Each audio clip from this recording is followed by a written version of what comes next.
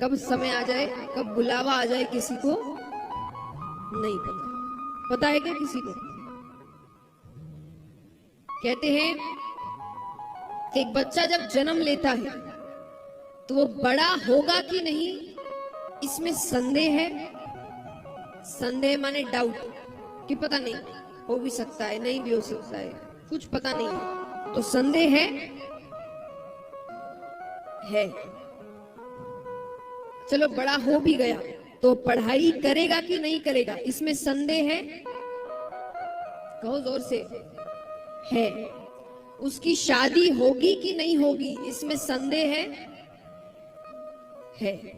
उसके बच्चे होंगे कि नहीं होंगे, इसमें संदेह है। वो मरेगा कि नहीं मरेगा, इसमें संदेह है। इसमें कोई संदेह नहीं। अगर जन्म लिया है तो मरेगा, ये दुनिया का सबसे बड़ा सच है। व्यक्ति यही भूल जाता है, उसको लगता है कि अभी कुछ नहीं, वो इतनी लंबी लंबी प्लानिंग करके बैठा है, इतने में ये, इतने में वो, उतने में वो, कल का पता नहीं है उसको। कल छोड़िए, अगले पल का पता नहीं है क्या होगा। और हम पूरे जीवन भर की प्लानिंग करके रखते हैं। क्यों? क्योंकि हम भूल जाते हैं कि अंत समय कभी भी आ सकता है। एक व्यक्ति, एक बहुत ही अच्छी कहानी सुनाती हूँ आपको। एक सेठ जी थे, उनका बिल्कुल भगवान में मन ही नहीं लगता था।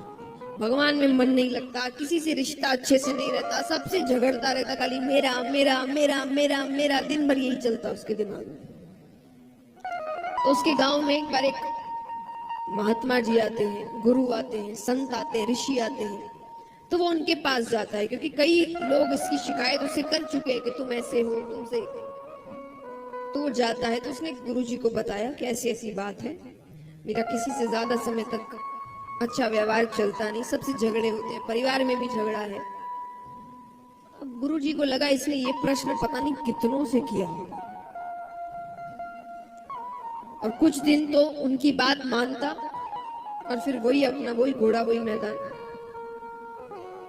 तो उन्होंने सोचा कि इसको बातों से ज्यादा कुछ करके दिखाना पड़ेगा।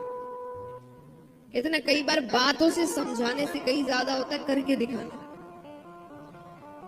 तो गुरु महाराज कहते हैं कि एक काम करो, अपना हाथ दिखाओ, मुझे भविष्य भी देखना आता है, तो मैं देखता हूं कि तुम्हारे भविष्य में लिखा क्या है कि ये सब चल रहा है। उसने हाथ दिखाया। गुरु जी कहते हैं ये सब इधर उधर की बातें छोड़ो, 10 दिन में मृत्यु है।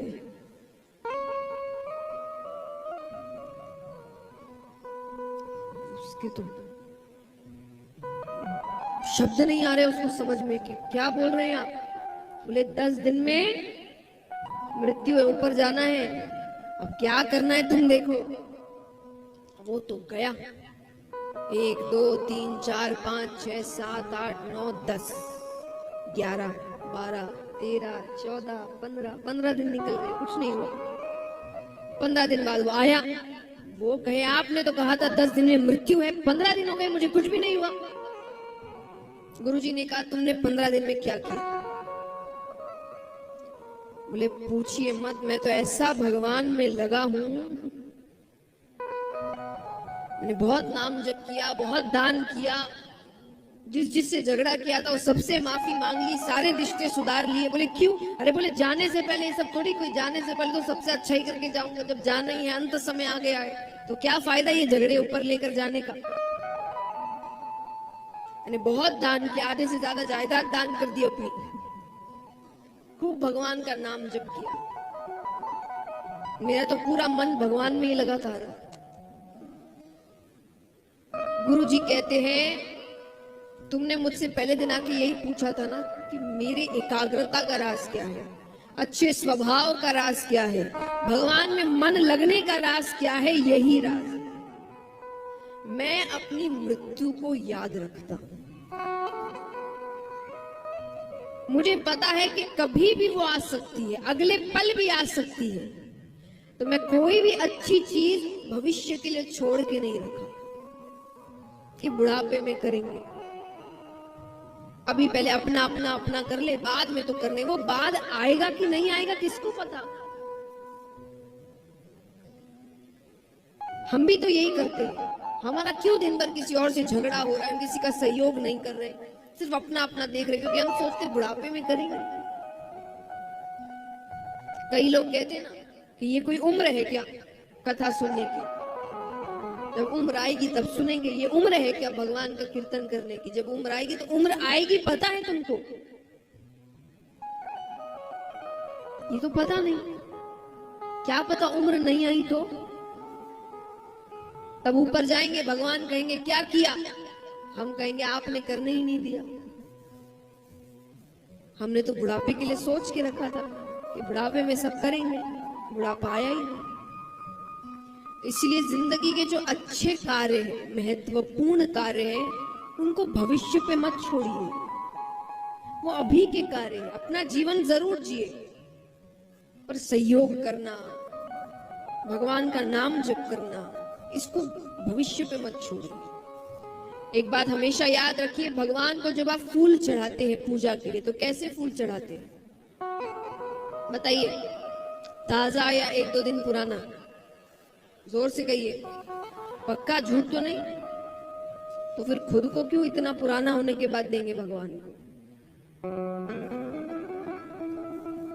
हम भी जब भगवान की भक्ति करें तभी ना, जब ताजे हैं, जब स्वस्थ हैं, जब हर चीज अच्छे से चल रही है, दिमाग चल रहा है, शरीर चल रहा है, मन चल रहा है।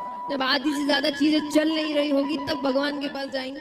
भगवान कहेंगे अब क्या कर रहे हैं, हालत तो है नहीं कुछ करने की, अब आराम तो रहने दे। इसीलिए जब फूल भगवान को ताजे चढ़ाए जाते तो हम ताजे क्यों नहीं? हम इतने पुराने होने के बाद भगवान के पास क्यों जाते? तो भक्ति की उम्र बुढ़ापा नहीं होता, बचपन होता है, जो बिल्कुल ताजे है, मन साफ है। तो यहाँ पर सूत जी भी यही समझा रहे हैं, श्रीमद् भागवतम शास्त्र की कथा जीव का कल्याण करती है। इसकी बातें, इसकी लीलाएं, इसका सार, इसकी सीख जीवन में वो हर चीज सिखाती है जिससे व्यक्ति जीवन की बड़ी से बड़ी लड़ाई लड़ सकता है, उसका कल्याण हो सकता है। अब यहाँ पर शौनकादि ऋषि पूछते हैं कि प्रभु हमें ये बताइए कि ये जो कथा है ये सबसे पहले किसने किससे कही? सूत जी कहते सबसे पहले ये कथा सनकादि ऋषियों ने नारद जी से कही। सनकादि ऋषि कौन है? ब्रह्मा जी के 4 पुत्र हैं, सनक, सनंदन, सनत कुमार, सनातन। इनको एक साथ कहते सनकादि ऋषि। कैसे सुनाई? एक बार नारद जी, जिन्होंने पृथ्वी की बहुत प्रशंसा सुन रखी थी, पृथ्वी पर आते हैं, वृंदावन तक पहुंचते हैं, उससे थोड़ा आगे बढ़ते हैं, ऋषिकेश, हरिद्वार। वहां पर सनकादि ऋषियों से उनका मिलना होता है। नारद जी के चेहरे पर चिंता के भाव है। सनकादि ऋषियों ने कहा, जो व्यक्ति हर वक्त भगवान का नाम लेता है, नारद जी कहीं भी जाते हैं क्या कहते हैं? जोर से कहिए, नारद जी कहीं भी जाएं, और जोर से, नारायण नारायण। वो हर वक्त भगवान का नाम लेते रहते। तो जो हर वक्त भगवान का नाम लेता है उसको कैसी चिंता? उन्होंने पूछा, तो अंत में विष्णु भगवान को नीचे आना पड़ा। अब भगवान उससे गर्भ के बाहर से बात कर रहे हैं। भगवान कहते हैं कि तुम बाहर आ जाओ, ये दुनिया बहुत सुंदर है। वो बालक कहे इसीलिए तो नहीं आना, ये दुनिया इतनी सुंदर है कि यहाँ आकर जीव आपको भूल जाता है, आपको मानने से इनकार कर देता है। पर भगवान कहते हैं कि ऐसे तो उनको तकलीफ हो रही है जिसके गर्भ में तुम हो। शुभ बालक कहे, ठीक है, आप अपनी मोह माया रोक दीजिए, मुझ पर वो मोह माया चढ़ेगी नहीं तो मैं इस संसार में मिलूंगा नहीं। भगवान कहते वो तो नहीं रुक सकती। तो बोले मैं अंदर ही ठीक हूं। तब भगवान अंत में कहते कि ठीक है, एक क्षण में जितना समय होता है, सिर्फ एक क्षण, उसका भी जो 100वां हिस्सा होगा, उतने समय के लिए मैं अपनी मोह माया रोक दूंगा। ठीक है, वो शुभ बालक कहे जब मैं कहूं तभी रोकिए। तो उसने बाहर निकलने की तैयारी कर ली। अब वो जैसे ही भगवान को इशारा करता है, भगवान अपनी मोह माया रोकते हैं और गर्भ के अंदर से साक्षात श्री सुखदेव मुनि महाराज प्रकट होते हैं। बोलिए श्री सुखदेव मुनि महाराज की। सुखदेव जी बहुत बड़े वैरागी माने गए और उनकी कृपा हो जाए, उनके जैसे गुरु की शरण मिल जाए तो व्यक्ति 7 दिनों में भगवान से मिल जाता है, जो राजा परीक्षित के साथ हुआ। कल से ये कथा आरंभ होगी। आज हम 2-3 जगह से कथाएं सुनेंगे, थोड़ी महादेव जी की तरफ से, थोड़ी अब नैमिषारण्य वन में चलेंगे, वहां सूत जी की तरफ से। कल से हम सुखदेव जी के मुख से कथा सुनेंगे। तो इनके जैसे गुरु मिल जाए तो भगवान से मिलना आसान हो जाता है। आइए उनके जन्म पर हम सभी प्रार्थना करते हैं, जिन्होंने गुरु बनाए हैं वो अपने गुरु का ध्यान करें, जिन्होंने नहीं बनाए वो भगवान का ध्यान करें कि उनको जब गुरु मिले तो सुखदेव जी जैसे गुरु मिले। गुरुर् ब्रह्मा गुरुर्विष्णु गुरुर्देवो महेश्वरा गुरुर्साक्षात् परं ब्रह्म तस्मै श्री गुरवे नमः। तस्मै श्री गुरुवे नमः। तो इस प्रकार सुखदेव जी के अवतार की कथा आती है। अब चलते हैं नैमिषारण्य वन में, जहां 88,000 ऋषिगण बैठे हैं और उनको कथा सुना रहे हैं सूत जी। और उन 88,000 ऋषिगणों में सबसे बड़े ऋषि हैं शौनक ऋषि, इसलिए सभी को शौनकादि ऋषियों के नाम से संबोधित करें। तो शौनकादि ऋषि सूत जी से पूछते हैं, अज्ञान ध्वंत विद्वंशा कोटि सूर्य समाप्रभा सूताख्याहि कथा सारम मम कर्ण रसायनम।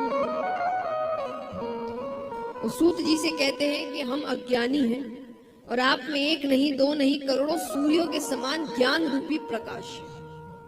आप बताइए कलयुग में जीव का कल्याण कैसे हो?